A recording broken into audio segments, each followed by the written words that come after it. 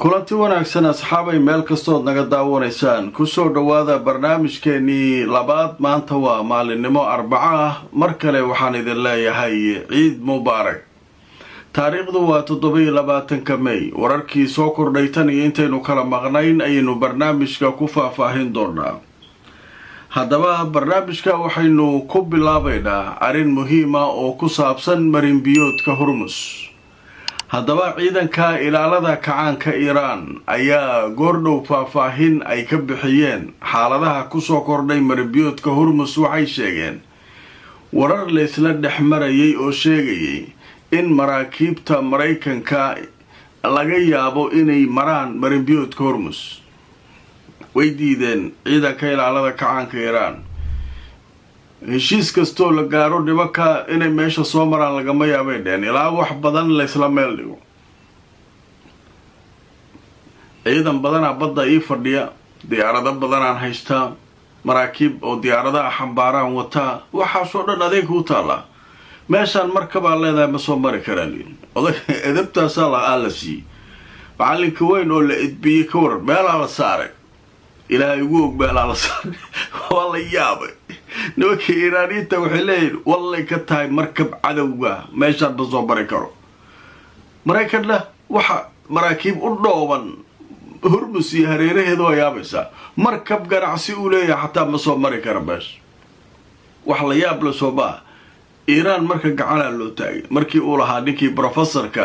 bil ka hor aan halkan idinkaga soo gudbiyay Mareykanka uu lahaa waa alquwwatu raabica macnaha awoodda afaraad ay noqotay Iiraan adduunka awoodaha la qiimeeyo marka laga soo tago Mareykan iyo Ruush iyo Chinese number 4 ay noqotay nimankii number 1 meel iska saaray ma iyaga sahlan marka sheekadu caadi ma haddaba markaan idin soo wararkii ugu dambeeyay wargeyska la yiraahdo Ra'yul Yawm ayaa goordhow qoray warbixin uu leeyahay ciidanka ilaalada kacaanka Iiraan waxay sheegeen in marinbiyoodka Hormuz aanay weli ka gudbi karin dowladaha ay ku tilmaameen cadowga maraakiib ay leeyihiin inaanay halkaa ka gudbi karin dhanka kale waxay sheegeen ciidanka ilaalada kacaanka Iiraan iyo wadanka la yiraahdo saldanada Oman inay iyaga ka shaqaynayaan hawlo cusub oo ku saabsan sidii ay markaa maraakiibta halkaa marayso iyo wixii ay ugu wada shaqayn lahaayeen Iiraan waxa kaliya ay wax u ogoshahay marinbiyoodkaas inay tala iyo haddii xoogaa la qaado xoogagooda la sii waa Oman laakiin Imaaraad iyo qababac iyo waxaan kale wax soo dhawaa kara male marka waxay leeyihiin sheekooyinka suuqa la gelina Mareykan halkaa mar raba iyo ma jirtay leeyahay maay dowladaha cadowga yiraahdeen dowladaha cadowga Iiraan ku ah meeshaan bari karaan yaa cadow marka yaa yaqaan meeshaan Mareykan Israa'iil la yaqaan laakiin kuwa balan oo cadow ay u aabisantahay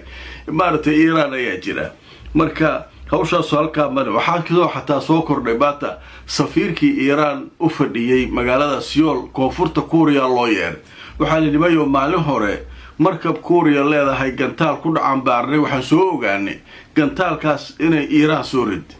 waraa anaga sheekada nagala tago anaga nolol imaanin anaga Korea waxay anaga idii soo gudbile waaba idii soo gudbin markabkiina waxay tahay gantaalka ku dhufareen sheekadaas barka iyaduna Koreada koonfureed iyo Iiraan iyaduna ka dhex jirta saacadihii la soo dhaafay marka qodobka halkaas aan kaga gudbaynaa sheekada kale ee soo korortay waxay tahay airportka weyn ee caalamiga ee magaalada Tehran ku yaala ee la yiraahdo Khomeini ayaa waxaa la arkay saacada ka hor dab xoog leh oo ka kacay airportka kooxihii dabdamiska iyo wixii oo dhan tagay halkaa ilaa hadda waxaa socda baaritaan dabkan maxaa keenay yaa meeshan gubaya hadda ka horna daba kacay sidaas oo kale airport kale maharabaad mu aha marka airportadan cidda gubaysay tahay marka sheeko waaliya marka socod haddaba markaan idin soo warkii ugu dambeeyay Al Jazeera waxay leedahay war cusub oo soo dhacay wuxuu sheegayaa in dab xoog leh uu ka kacay airportka la yiraahdo Al Imam Al Khomeini oo ku yaala magaalada Tehran wakaalada wararka Iiraan ee la yiraahdo Mahr ayaa sheegtay in dab xoog leh uu ka kacay halkaas waliba qaybta canshuuraha ee airportka uu ka kacay Imam Al Khomeini waxaana la sheegay ilaa hadda sababta inaan la garanayn oo hay-adaha ammaanku ay baaritaan xoog leh ku wadaan. marka waa wax soo noqnoqonaya. hadda ka hor toddobaadyo ka horna airport kale la gubay sidaan oo kale, isla qaybta jamaariga la gubaya. jamaariga waa qaybta canshuuraha iyo waxa kan iyo alaabta iyo waxaas la gubaya, haddana qaybtan. marka hawshaas iyaduna waxay soo wararka soo kordhay ka mid tahay. ninkii Trump aha maanta wuxuu wada hadaloo la leeyahay xukuumaddiisa arrinta Iiraan oo ku wareeray odaga, meel kasta waa ku wareer. Netanyahu meel uga dhagan yahay, ciidankiisa iyo la taliyaashiisa meel uga dhagan yahay xilliyo dagaalkan farahan kala bax, haddii kale kii aan ku hoogi lahayn waay. qolo kaloo xisbigiisa jamhuuriga ka socota iyaduna u imaanaysa waxay leedahay nin dhageyso, dagaalkan xildhibaano badan ku weyneynaa November doorashada baarlamaanka ka dhici doonta Mareykanka. baarlamaanka kuraas badan haddaan weynana awood ma yeelan doonto. marka sheekadaas aga dhaxbax oday marka waa wareere meel kasta baasha looga keenay. hadda Iiraan baasha waa iska soo wareejisay uraniumka China u geenaynaa, laakiin damaanada China ina aqbashid waay. heshiiska aan galno sida tahay loo fuliyo, annagu inaan xor u noolaano marka ma ogolaana Mareykan. Iiraan oo nidaamkan weli ka taliyo sidee loogu ogolaanaa inay xor u noolaadaan sida wadamada kale oo kale? Israa'iil ma ogolaanayso. Israa'iil ninkaan ku daaban yahay, marka meel oo baasha uga wareejiyo laay. marka asagii hadda dhexdhexaadayaashu ka warsugayaan waxa la Iiraan waa ka soo dhabaanay, adaa laga rabaa. marka baanta wuxuu kulan muhiim ah la leeyahay xukuumaddiisa, kadib waa arki doonaa wixii ay soo saaraan. haddaba marka wargeyska la yiraahdo Al-Quds wuxuu leeyahay Trump wuxuu la kulmayaa xukuumaddiisa si uu markaa ay u yeeshaan wada hadallo ku saabsan sidii loo dhamayn lahaa dagaalka Iiraan iyo Mareykanka u dhaxeeya, sidii markaa heshiis loo gaari lahaa. meel uu bahasha ka bilaabo odag ilaahay lagu leeyahay. nin walba meel ka haystaa. Israa'iiliyiintu meel uga dhigeen Netanyahu kooxdiisa, kooxahan kale gudaha Mareykanka rafaada haysta. marka kulankii socda wixii kulay ka soo baxa barnaamijyada dambe ayaanu ku soo qaadan doonaa. dhanka kale dagaal aad u culus ayaa socda koonfurta Lubnaan. dhanka kale waxaa la sheegayaa diyaarado drones oo tiro badan maanta in lagu weeraray Israa'iil meesha la yiraahdo jaliilka galbeed, jaliilul a'la meesha la yiraahdo jaliilka sare iyo dhulkaas oo Israa'iil ay xoog uga haysato Suuriya oo saldhigyadoodii waxooda ku yaalaan ayaa maanta si xun loo duqeeyay oo diyaarado drones lagu garaacay. hadda marka iyaguna waxay soo qaadeen weeraro dhinaca cirka ah ayay Israa'iiliyiintu soo qaadeen. haddaba telefishinka Al Jazeera wuxuu leeyahay weeraro isxigxigay ayaa lagu qaaday Lubnaan. Israa'iil waxay qaaday weeraro iyadoo weerarkaasi ku beegsatay magaalooyinka la yiraahdo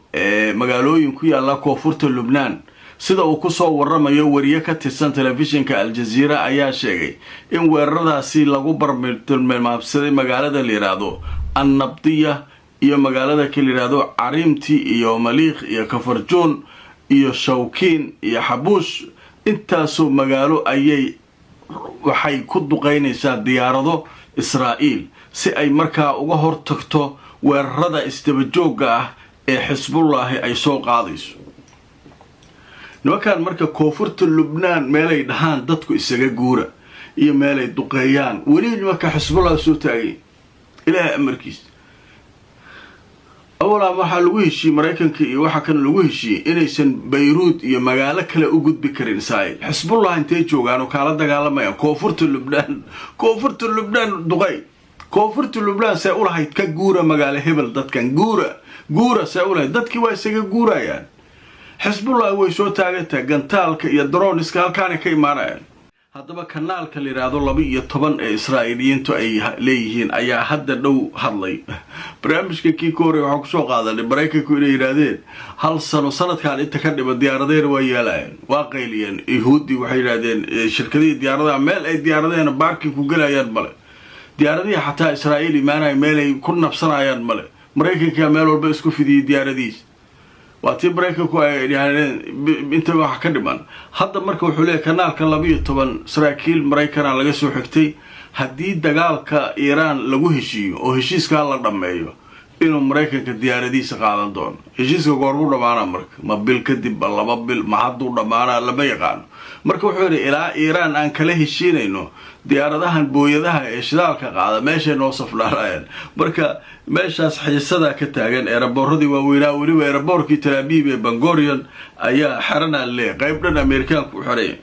marka hawshaasu halkaasay maraysaa wararkaas ayaynu kusoo qaadanay barnaamijkeena labaad waan filayaa barnaamijkii koowaad warar xiise leh ayaa ku jira isaguna inaad ka faa'iidaysan doontaan mar kale waxaan idin leeyahay meel walba aad naga daawanaysaan ciid mubaarak asxaabay inta aan mar kale kulmayno